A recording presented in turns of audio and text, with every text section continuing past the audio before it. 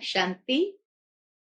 आज 12 अक्टूबर 2021 के मधुर महावाक्य सुनेंगे।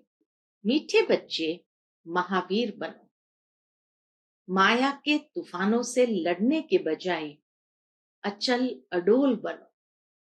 प्रश्न है, ब्रह्मा बाबा के सामने अनेक हंगामे होते हुए भी कभी रंज नहीं हुए, अर्थात दुखी नहीं हुए। क्यों? ब्रह्मा बाबा के सामने अनेक हंगामे होते भी कभी रंज नहीं हुए। क्यों? उत्तर है, क्योंकि बाबा को नशा था कि हमें बाप से वर्षा लेना है। यह तो सब कल्प पहले मुआफिक हो रहा है, नथिंग न्यू। गालियां तो सबसे अधिक बाप को मिली, फिर कृष्ण को भी गाली देते हैं। अगर हमें भी गाली खानी पड़ी तो क्या बड़ी बात। दुनिया हमारी बातों को जानती ही नहीं तो जरूर गाली देंगी, इसलिए कोई भी बात में रंज नहीं हुआ। ऐसे ही फॉलो फादर। आज की मुरली से पहले गीत बजा है, भोलेनाथ से निराला और कोई नहीं, ऐसी बिगड़ी को बनाने वाला और कोई नहीं। ओम शांति। यह भक्ति मार्ग वालों का गीत है। ज्ञान मार्ग में गीत आदि नहीं गाया जाता है, न बनाया जाता है, न जरूरत है, क्योंकि गाया हुआ है। बाप से सेकंड में जीवन मुक्ति का वर्षा मिलता है। सेकंड में जहां जीवन मुक्ति का वर्षा मिलता है तो बाबा कहे हमें कोई गीत गाने की आवश्यकता नहीं, उसमें गीत आदि की कोई बात ही नहीं। तुम जानते हो हमें बेहद के बाप से बेहद का वर्षा मिलता है। जो भक्ति मार्ग की रस्म रिवाज है वह इसमें नहीं आ सकती। जो भक्ति मार्ग की रस्म रिवाज है वो ज्ञान मार्ग में नहीं आ सकती। बच्चे कविता आदि बनाते हैं, वह भी औरों को सुनाने के लिए। वह भी जब तक तुम नहीं समझाओ तब तक कोई समझ न सके। उन कविताओं का भावार्थ भी कोई समझ न सके। अब तुम बच्चों को बाप मिला है तो खुशी का पारा चढ़ना चाहिए। बाप ने 84 जन्म के चक्र का नॉलेज भी सुनाया। बाबा ने आकर हमें 84 जन्मों का चक्र का नॉलेज भी सुनाया है। खुशी होनी चाहिए कि अभी हम स्वदर्शन चक्रधारी बने हैं, बाप से विष्णुपुरी के मालिक बन रहे हैं। निश्चय बुद्धि ही विजयंती। जिसको निश्चय होता वह सतयुग में जाएंगे ही। तो बच्चों को सदैव खुशी रहनी चाहिए। Follow father. बच्चे जानते हैं निराकार बाबा जब से इस तन में प्रवेश हुआ है तो इनके पास भी बड़े हंगामे हुए। ब्रह्मा बाबा के पास भी बड़े हंगामे हुए। भाइयों के झगड़े, शहर के झगड़े, सारे सिंध के झगड़े चले। बच्चे बड़े हुए कहेंगे जल्दी शादी करो, शादी बिगर काम कैसे चलेगा। गीता पढ़ना मिस नहीं करते थे। जब मालूम पड़ा, बाबा को जब मालूम पड़ गया कि गीता का भगवान शिव है तो वह गीता पढ़ना छूट गई। फिर नशा चढ़ गया कि हम तो विश्व के मालिक बनते हैं, यह तो शिव भगवान वाच है। तो उस गीता को छोड़ दिया और फिर पवित्रता पर बड़ा हंगामा हुआ। भाई, काके, चाचे आदि कितने थे। इसमें बहादुरी चाहिए ना। तुम हो ही महावीर महावीरनिया। सिवाय एक के और कोई की परवाह नहीं। पुरुष है रचता, रचता खुद पावन बनता है तो रचना को भी पावन बनाना है। पवित्र हंस और अपवित्र बगुले इकट्ठे कैसे रह सकते हैं? क्रिएटर तो झट हुकुम करेगा, हमारी मत पर चलना है तो चलो, नहीं तो निकल जाओ। तुमको पता है, लौकिक बच्ची शादी की हुई थी, उनको मिला ज्ञान तो बोला वाह। बाबा कहे, लौकिक बच्ची की शादी हुई थी, उनको मिला ज्ञान तो बोले वाह। बाप कहते पवित्र बनो, तो हम क्यों नहीं बनेंगे? निर्मल शांता दादी की बात बाबा कह रहे हैं, क्योंकि उन्हीं दिनों में निर्मल शांता दादी की शादी हुई थी और फिर उनको ज्ञान मिला तो बोले वाह। बाप कहते पवित्र बनो, तो हम क्यों नहीं बनेंगे? जवाब दे दिया पति को कि हम विष नहीं देंगे। बस इस बात पर ही बहुतों का झगड़ा चला। बड़े बड़े घरों से बच्चियां निकल आई, कोई भी परवाह नहीं की। बाबा सारी आरंभ की यज्ञ हिस्ट्री सुनाते हैं, कोई भी परवाह नहीं की। जिनकी तकदीर में नहीं है तो समझ भी नहीं सके। पवित्र रहना है तो रहो, नहीं तो जाकर अपना प्रबंध करो। कह दिया और सोचा कि पता नहीं डर जाएंगी, कहाँ जाएंगी, तो वापस आ जाएंगे। तो इसीलिए कहा पवित्र रहना है तो रहो, नहीं तो अपना जाकर प्रबंध करो, है ना।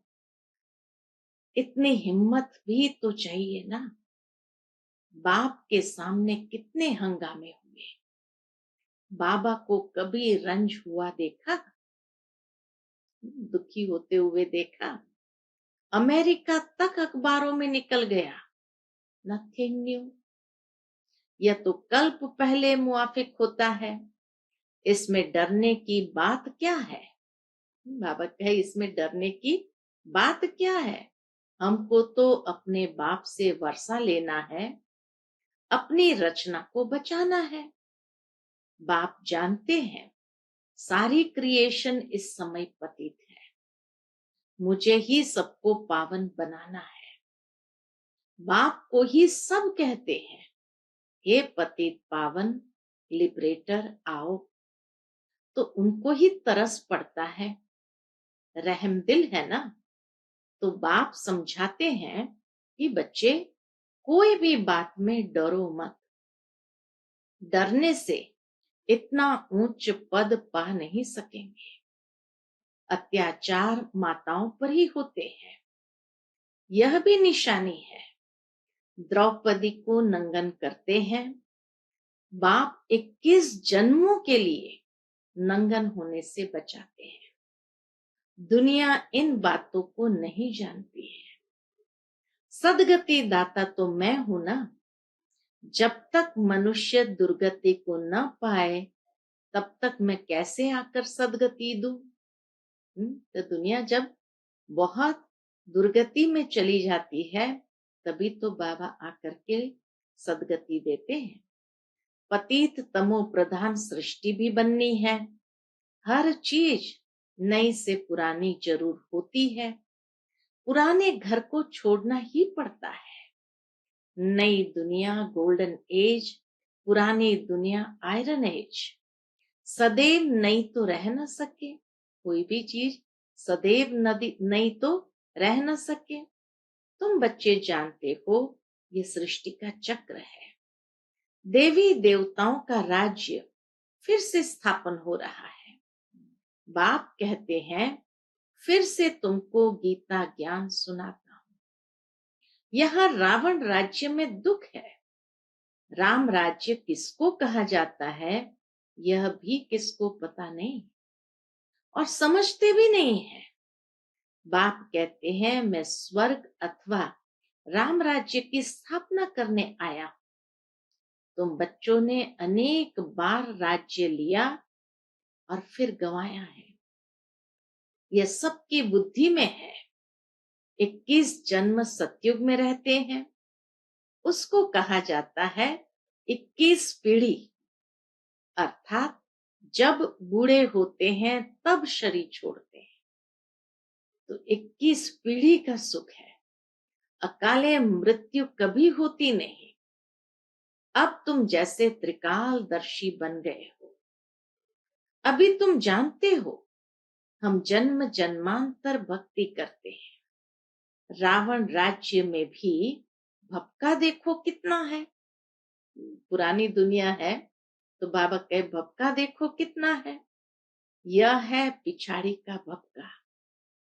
राम राज्य सतयुग में होगा।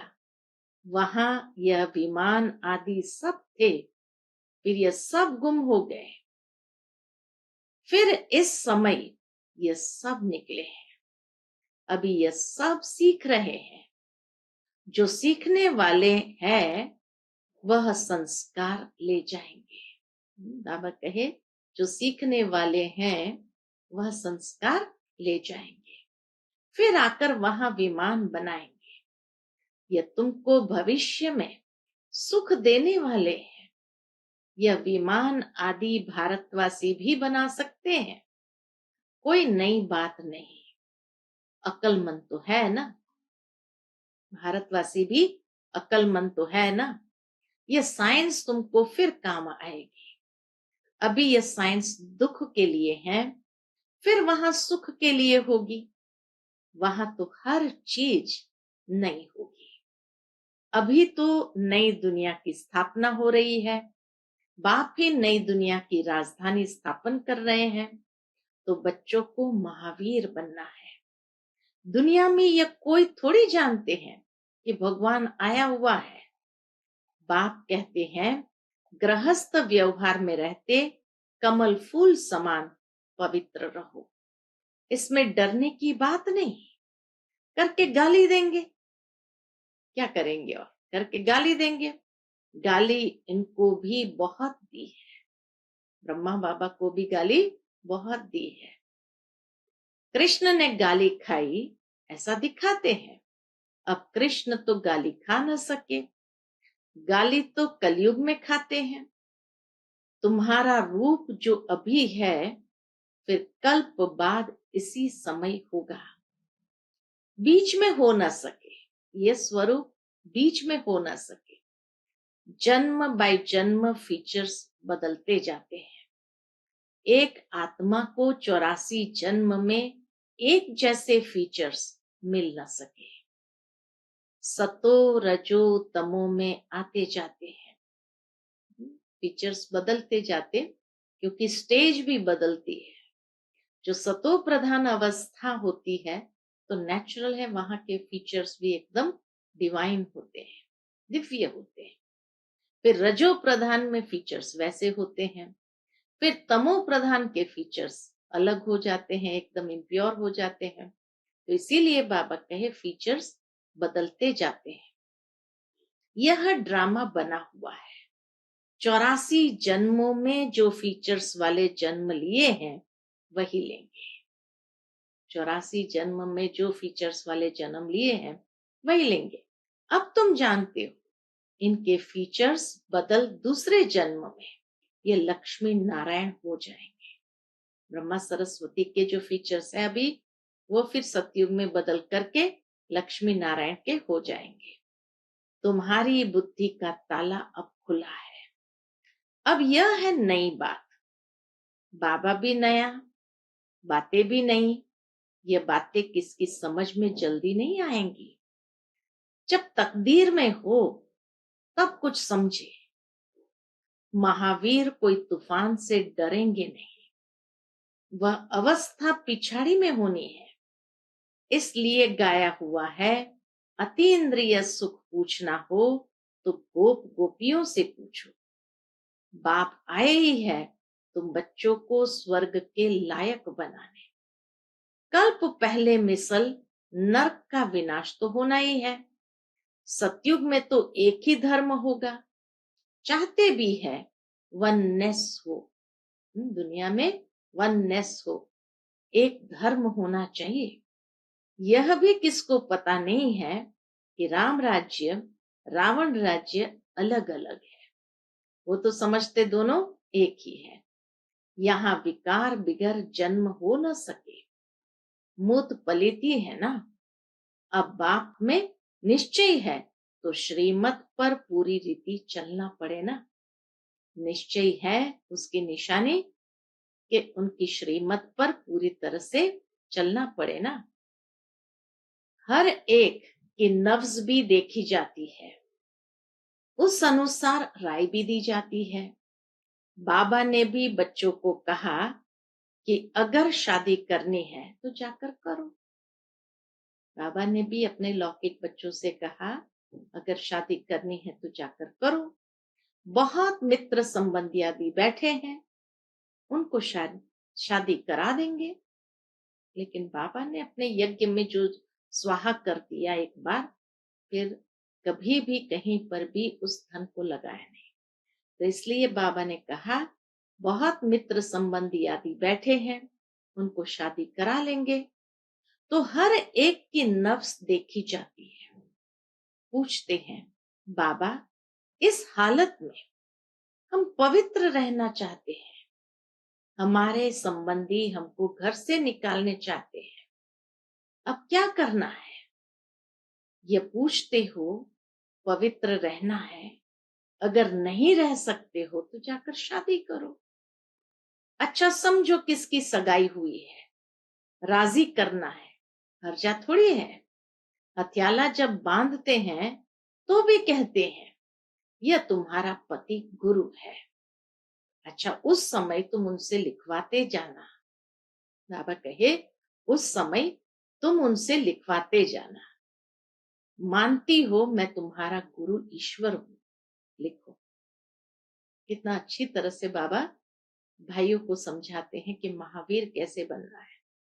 कि मान लो कि शादी करना पड़ता है राजी करने के लिए, तो वहां कहते हैं अभी तुम्हारा पति ही गुरु है, तो उस समय उनसे लिखवा लेना, मानती हो मैं तुम्हारा गुरु ईश्वर हूं, लिखो। अच्छा अब मैं तुमको हुक्म देता हूं, पवित्र रहना है।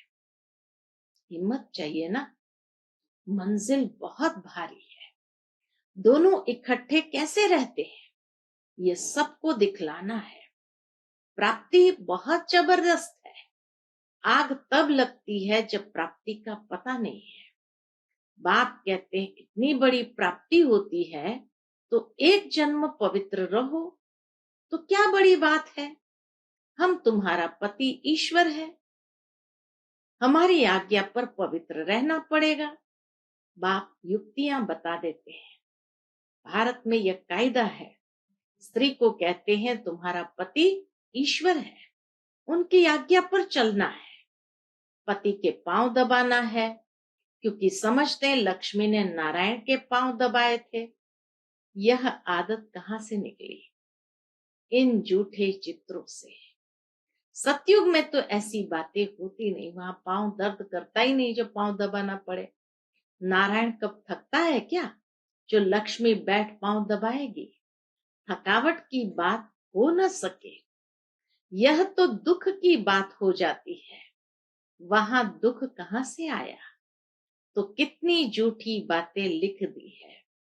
बाबा को छोटेपन से ही वैराग रहता था, इसलिए भक्ति करते थे। बाबा बच्चों को युक्ति बहुत अच्छी बताते हैं। कोई बच्चे को संबंधी तंग करते हैं, अच्छा शादी कर लो, स्त्री तुम्हारी हो गई, फिर कोई कुछ कर न सके, आपस में मिल पवित्र रहो, कंपेनियन हो गए। विलायत में बूढ़े होते हैं तो संभाल के लिए कंपेनियन रख देते हैं, सिविल मैरिज करते हैं, विकार में नहीं जाएंगे। अब तुम बच्चे जानते हो हम एक बाप के बच्चे हैं। बाबा कहे अब तुम जानते हो हम एक बाप के बच्चे हैं, आपस में भाई बहन हो गए, दादे से वर्षा लेते हैं, बाप को बुलाते भी पतित दुनिया में है।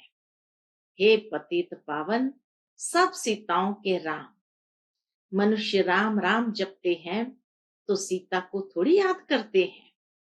उनसे बड़ी तो लक्ष्मी है, परंतु याद तो एक बाप को करते हैं। लक्ष्मी नारायण को फिर भी जानते हैं, लक्ष्मी नारायण को फिर भी जानते हैं। शिव को तो कोई जानते नहीं। आत्मा बिंदी है तो आत्माओं का बाप भी बिंदी होगा ना। आत्मा में सारा ज्ञान है। उनको कहा जाता है ज्ञान का सागर। तुम आत्मा भी ज्ञान सागर बनती हो। ज्ञान सागर बैठ तुम आत्माओं को समझाते हैं।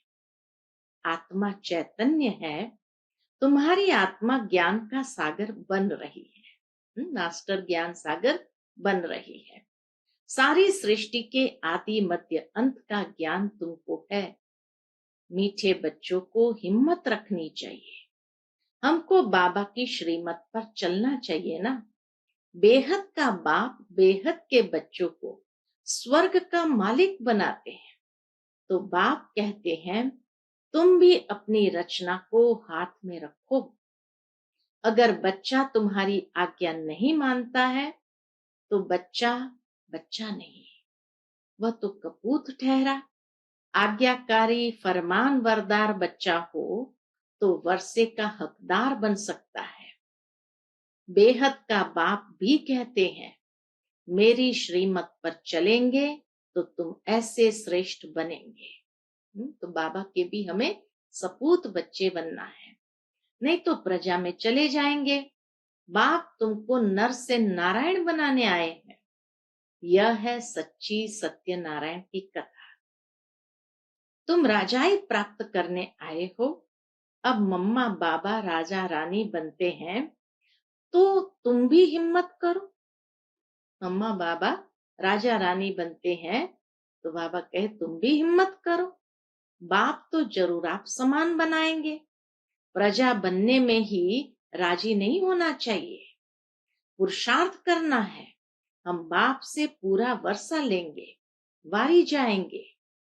तुम उनको अपना वारिस बनाएंगे तो यह तुमको 21 जन्म के लिए वर्षा देंगे।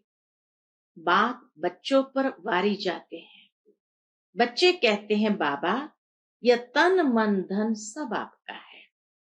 आप बाप भी हो तो बच्चे भी हो। त्वमेव माताश्च पिता त्वमेव। एक बाप की महिमा कितनी बड़ी है। दुनिया में इन बातों को कोई नहीं जानते। भारत की ही सारी बात है। तुम बच्चे जानते हो यह वही 5000 वर्ष पहले वाली लड़ाई है। अभी स्वर्ग की स्थापना हो रही है तो बच्चों को सदैव बहुत खुशी में रहना चाहिए। भगवान ने तुमको अडॉप्ट किया है तो तुमको कितनी खुशी होनी चाहिए। भगवान ने हमें अडॉप्ट किया, उसकी कितनी खुशी होनी चाहिए। फिर तुम बच्चों का बाप श्रृंगार कर रहे हैं, पढ़ाते भी हैं। बेहद का बाप ज्ञान का सागर है। हमको सारी सृष्टि के आदि मध्य अंत का राज समझाते हैं। जो बाप को ही नहीं जानते वह है नास्तिक। तुम बाप और रचना को जानते हो, तुम हो आस्तिक। लक्ष्मी नारायण आस्तिक है या नास्तिक? लक्ष्मी नारायण बाबा को नहीं जानते हैं तो उनको क्या कहेंगे? आस्तिक कहेंगे नास्तिक कहेंगे? पूछते बाबा तुम क्या कहेंगे? तुम खुद कहते हो सतयुग में परमात्मा को कोई याद नहीं करते हैं। वहां है सुख तो सुख में परमात्मा के सिमरण करते नहीं। वहां तो है सुख तो सुख में परमात्मा का सिमरण करते नहीं, क्योंकि परमात्मा को जानते नहीं। इस समय तुम आस्तिक बनकर वर्षा पा रहे हो। इसलिए देवताओं को नास्तिक नहीं कहेंगे, क्योंकि ये प्रारब्ध है। आस्तिक बनने का प्रारब्ध है।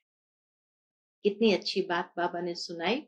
और इसीलिए भले देवता स्वरूप में हम परमात्मा को नहीं जानते हैं, लेकिन परमात्मा से ही हमने ये प्रारब्ध पाई है। तो तुम आस्तिक बनकर वर्षा पा रहे हो, फिर वहां याद ही नहीं करते हो। यहाँ याद करते हैं परंतु उनको जानते नहीं है, इसलिए नास्तिक कहा जाता है। वहां जानते भी नहीं तो याद भी नहीं करते। उन्हों को यह भी पता नहीं होगा कि ये वर्षा हमको शिव बाबा से मिला है, लेकिन उनको नास्तिक नहीं कहेंगे क्योंकि पावन है। तो वहां प्रालब्ध है, आस्तिक पने का प्रालब्ध है। दूसरा बाबा ने कारण बताया, न जानते हैं न याद करते हैं। और तीसरा, उनको नास्तिक नहीं कहेंगे क्योंकि पावन है। अच्छा, मीठे मीठे सिकिलते बच्चों प्रति माता पिता बाप दादा का याद प्यार और गुड मॉर्निंग। रूहानी बाप की रूहानी बच्चों को नमस्ते। हम सब रूहानी बच्चों की रूहानी माता पिता बाप दादा को याद प्यार, गुड मॉर्निंग और नमस्ते। नमस्ते। शुक्रिया बाबा, शुक्रिया। धारणा के लिए मुख्य सार है। पहली पॉइंट, श्रीमत पर चलने की पूरी पूरी हिम्मत रखनी है। किसी भी बात में डरना व रंज यानी नाराज नहीं होना है। दूसरी पॉइंट, अपनी रचना अपने हाथ में रखनी है, उन्हें विकारों से बचाना है, पावन बनने की राय देनी है। आज का बाबा का मधुर वरदान हम बच्चों के प्रति, शरीर को ईश्वरीय सेवा के लिए अमानत समझकर कार्य में लगाने वाले नष्टो मोहा भव। शरीर को ईश्वरीय सेवा के लिए अमानत समझकर कार्य में लगाने वाले नष्टो मोहा भव। जैसे कोई की अमानत होती है तो अमानत में अपनापन नहीं होता, ममता भी नहीं होती है। तो यह शरीर भी ईश्वरीय सेवा के लिए एक अमानत है। यह अमानत रूहानी बाप ने दी है तो जरूर रूहानी बाप की याद रहेगी। अमानत समझने से रूहानियत आएगी, अपनेपन की ममता नहीं रहेगी। यही सहज उपाय है निरंतर योगी नष्टो मोहा बनने का। तो अब रूहानियत की स्थिति को प्रत्यक्ष करो। आज का स्लोगन है, वानप्रस्थ स्थिति में जाना है तो दृष्टि वृत्ति में भी पवित्रता को अंडरलाइन करो।